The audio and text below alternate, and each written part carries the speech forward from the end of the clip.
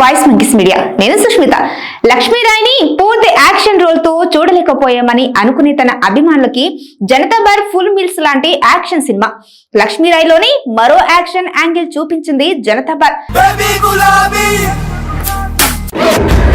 దర్శకుడు Ramana మెలిగి screen play, direction ఇందుకు ఉదాహరణగా కనిపిస్తోంది.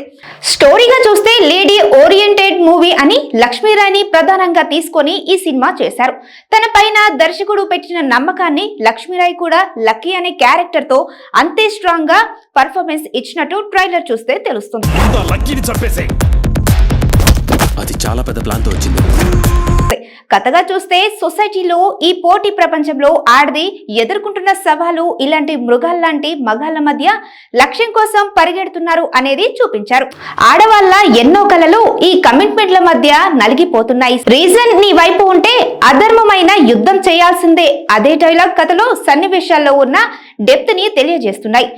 నిజం నీ వైపు ఉంటే అధర్మమైనా సరే యుద్ధం చేయమంటోంది భగవద్గీత. వినోద్ యాజమాన్య మ్యూజిక్ కూడా ఆకట్టుకునే విధంగా ఉంది.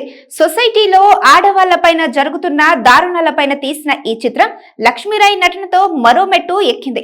ఉమెన్ రెజ్లర్లు ఎదుర్కొంటున్న సమస్యలపై మిత్రుడు రమణ నిర్మించి దర్శకత్వం వహించిన cinema Janata bar. Glamorous heroine Lakshmi Rai extraordinary performance చేస్తుంది. శక్తి కపూర్ క్యారెక్టర్ సినిమాకి హైలైట్.